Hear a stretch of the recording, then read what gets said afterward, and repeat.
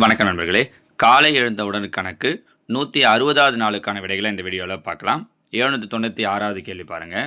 Root of 784 plus question mark equal to 78% of 500 அப்படின்னு கொடுத்துருக்கோம். இதில் அந்த கொஷின் மார்க் கொடுத்த இடத்துல என்ன வரணும் அப்படிங்கிறது தான் கேள்வி.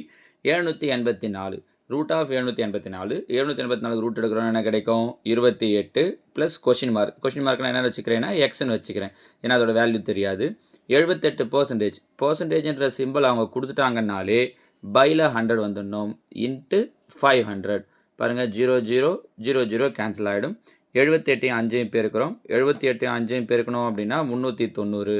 இங்கே இருக்கிற ப்ளஸ் 28 ஈக்குவலுக்கு அந்த பக்கம் வருது அப்படின்னா மைனஸ் 28.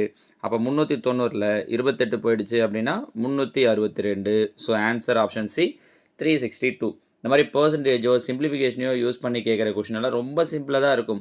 ஏன்னா கொஞ்சம் ட்ரிக்ஸ் சின்ன சின்ன ஐடியாஸ் தெரிஞ்சுதான் போதும்.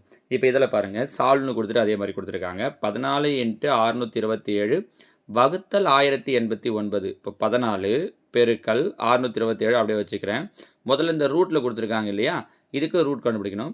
1089க்கு ரூட் எடுத்தோன்னா என்ன கிடைக்கும் அப்படின்னா 33.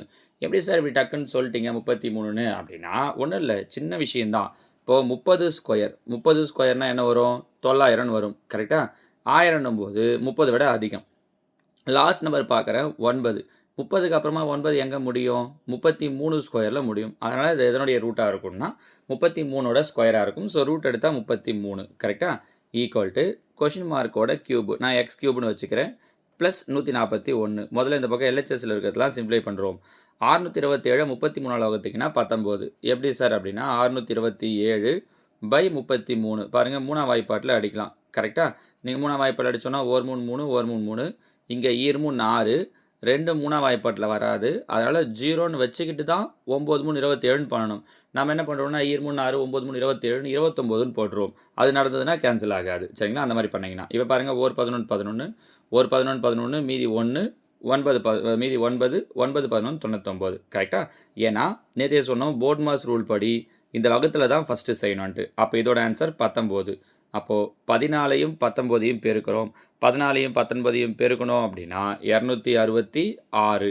ஈக்குவல்ட்டுக்கு அந்த பக்கம் இருக்கிற ப்ளஸ் 141 இந்த பக்கம் வருது அப்படின்னா மைனஸ் 141. ரெண்டுத்தையும் மைனஸ் பண்ணோன்னா 125. மீதி ஈக்குவல்ட்டுக்கு அந்த பக்கம் என்ன இருக்குது? எக்ஸ் க்யூப் மட்டும் இருக்குது. கரெக்டாக? அப்போ எக்ஸ் க்யூப் ஈக்குவல் டு 125னா எக்ஸுங்கிறது 5. ஏன்னா 125ங்கிறது எதோட க்யூப்? 5ஓட க்யூப். ஸோ இதுக்கான ஆன்சர் என்ன அப்படின்னா ஆப்ஷன் டி 5. சரிங்களாமா? அடுத்ததாக 798 ரூட் ஆஃப்னு கொடுத்து ரூட்டுக்குள்ளாடி சில வேல்யூஸ் கொடுத்துருக்காங்க இல்லையா, இந்த கொஷினுக்கு நீங்கள் போட்டு பார்த்தா ஆன்சர் சொல்லணும்னு கிடையாது. ஒரே ஒரு சின்ன ட்ரிக் சொல்கிறேன் பாருங்கள். இது தெரிஞ்சிருந்தா நீங்கள் கொஷினை பார்த்த உடனே ஆன்சரை சொல்லிடலாம். எப்படி சார் அப்படின்னா, முதல் நம்பரை பாருங்கள், அதுக்கு பக்கத்தில் இருக்கிற குறியை பாருங்கள். ஃபஸ்ட் நம்பர் 609, பக்கத்தில் இருக்கிற குறி ப்ளஸ்ஸு. இப்படி இருந்ததுன்னா 609க்கு அடுத்து வரக்கூடிய ஸ்கொயர் நம்பர் எதுன்னு பார்க்கணும். 609க்கு அடுத்து வரக்கூடிய ஸ்கொயர் நம்பர் 625 ப்ளஸ் இருக்கிறதால. மைனஸ் இருந்துச்சுன்னா முன்னாடி வரக்கூடிய ஸ்கொயர் நம்பராக பார்க்கணும். அப்போ இதுக்கு ரூட் எடுத்தால் என்னவோ அதுதான் ஆன்சர். 625க்கு ரூட் எடுத்திங்கன்னா 25. முடிஞ்சிச்சு. நீங்கள் மொத்தமாக அப்படியே ஃபுல்லாக பார்க்கணும் அப்படிங்கிற அவசியமே கிடையாது.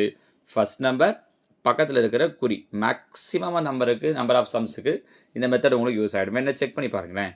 81க்கு ரூட் எடுத்தால் 9, 7 9ஐயும் கூட்டினீங்க அப்படின்னா 16க்கு ரூட் எடுத்தால் 4, அப்போ 64. 64க்கு ரூட் எடுத்தால் 8, அப்போ 256. ரூட் எடுத்தால் 16. 609 கூட 16 கூட்டினீங்க அப்படின்னா 625. இதே ஆன்சர் தான் வரும் பாருங்கள். புரியுதுங்களாமா உங்களுக்கு? அடுத்த கேள்வி பாருங்களேன்.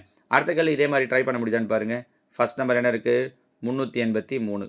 பக்கத்தில் என்ன குறி இருக்குது? ப்ளஸ்ஸு. அப்போ 383க்கு அடுத்து வரக்கூடிய ஸ்கொயர் நம்பர் எது? இப்போ ஸ்கொயர் தெரியணும். நம்ம ஆல்ரெடி அதெல்லாம் சொல்லியிருக்கோம் இல்லையா?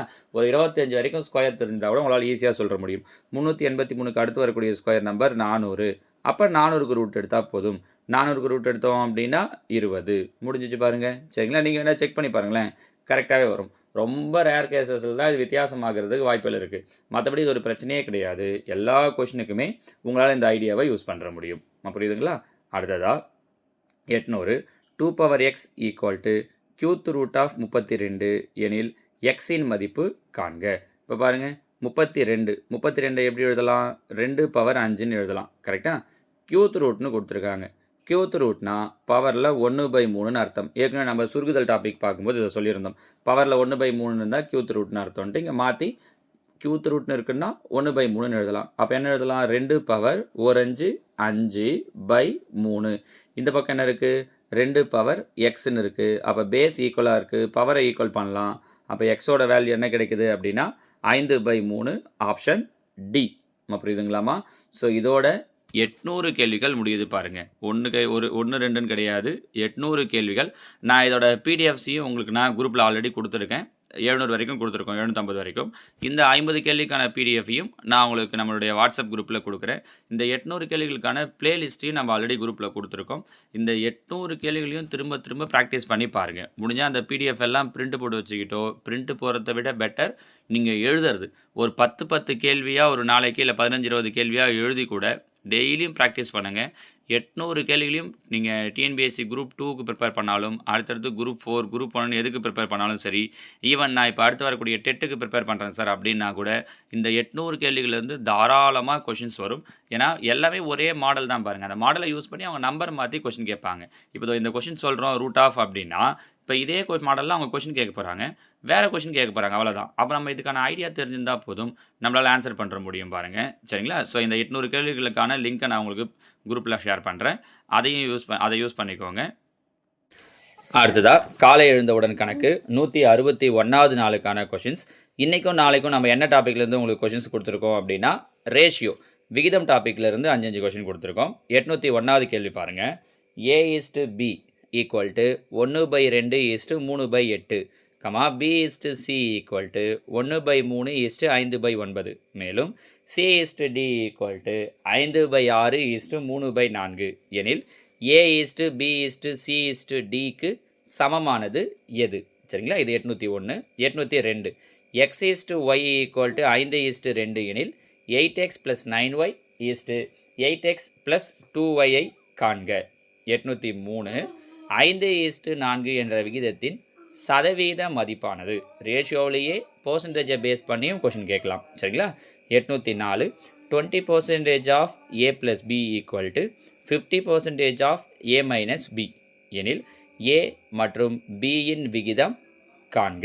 805 5x² - 13xy + 6y² equal to 0 எனில் x/y இன் விகிதம் என்ன?